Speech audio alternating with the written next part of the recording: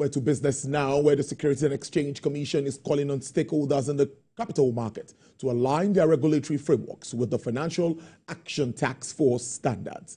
The Director General of the Commission, Dr. Emitomi Agama, made the appeal during the 2024 Compliance Summit put together by the Nigerian Capital Market Institute, a subsidiary of SEC in Lagos. The DG said it is important to adapt to FATF standards to maintain the integrity of the capital market and protect Nigeria's financial system. The summit provides capital market operators with the tools and knowledge necessary to thrive in a complex regulatory environment, fostering a culture of compliance and integrity in their operations. Role as the SEC, being the regulator of the VASPs, that's the Virtual Asset Service Providers, is to provide enlightenment to Nigerians and indeed to get them to understand exactly what they need to do. But before we can achieve that, there's a need to speak to the compliance officers and the chief executives of these institutions, getting them to understand the various vulnerabilities that exist in this sphere. The most popular product within the vast category is cryptocurrency. It is highly volatile, however, it's still a product. So, primarily for the SEC, it's about investors' protection, but also protecting those who are involved in it. It is a veritable tool because of anonymity and pseudonymity that the sector avail to the people.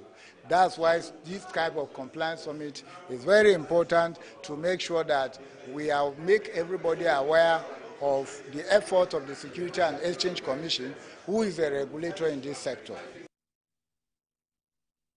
Well, moving on, the partner and senior economist at SPM Professionals, Mr. Paul Alaje, has disagreed with the World Bank's forecast that Nigeria needs to stay the course for reforms for the next 10 to 15 years to achieve meaningful economic growth. Mr. Alaje spoke to me earlier today on Business Nigeria, flagship business show. My concern here is that I don't think that projection by World Bank is correct. I have said time and again that Mr. President and his team, we need to reconsider flotation policy. Yes, if we say subsidy is gone, we cannot remove subsidy and still be floating the currency. Knowing fully well, there are some assumptions that we don't need to assume again. They are now known. 1, our currency is susceptible to devaluation. 2, we are not exporting enough. 3, we are not getting enough from crude. 4, we are not getting sufficient remittances. So we cannot compare ourselves with India, who is getting sufficient remittances from our citizens that are abroad. That is not our realities. We need to look at our realities and protect our currency and protect our economy. And people say, no, it's old-fashioned to say you want to protect. I tell you, Kuwait is protecting. What's it called? Saudi Arabia protects the currency. United Arab Emirates protects the currency. Quite a number of countries around the world peg their currency against the US dollar.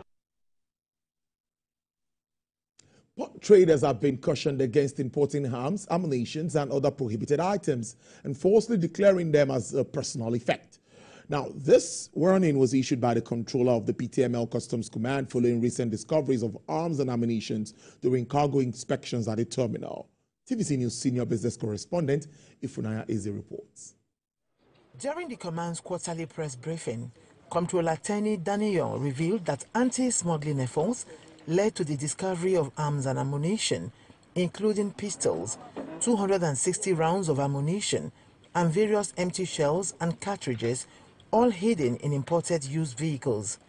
Other seized goods include used tires, refrigerators, and clothing, among others. You can see the pistol we're talking about. You have these pistols there.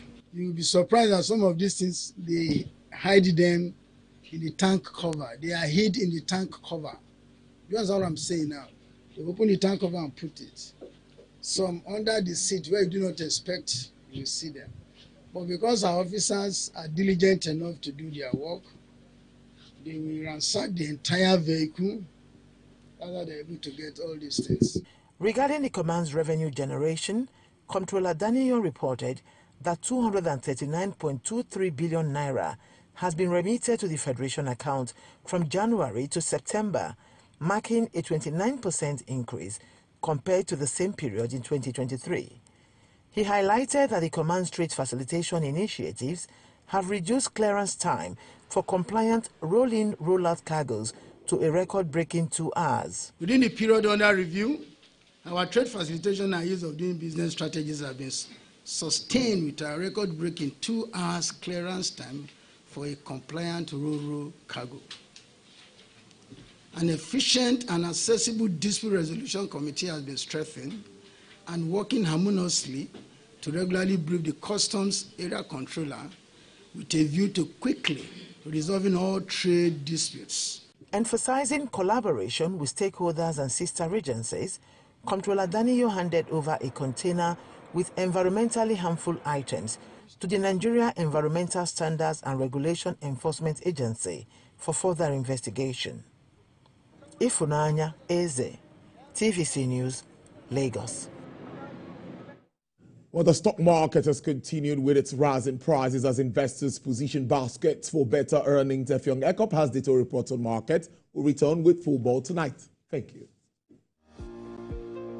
Banking stocks continue to take attention of many investors playing the nation's securities markets. The expectation of good dividend from the sector at the close of the year drive buying traffic across several trade counters. Big banks in the likes of GT Holdings, UBA, First Bank Holding and Zenith Bank have the markets to strengthen its performances in trade sectors. Market index responded in the upward direction, hitting 0.20%. Closing trades threw up declining prices on Dangote Sugar, Fidelity Bank, United Capital, Seplat and Kiotex. Nearly 600 million units of securities with a value above 24 billion naira were crossed in the sectors. Traders in the markets expect robust transactions in the coming months as year-end approaches. Effiong Ekop, TVC News, Lagos.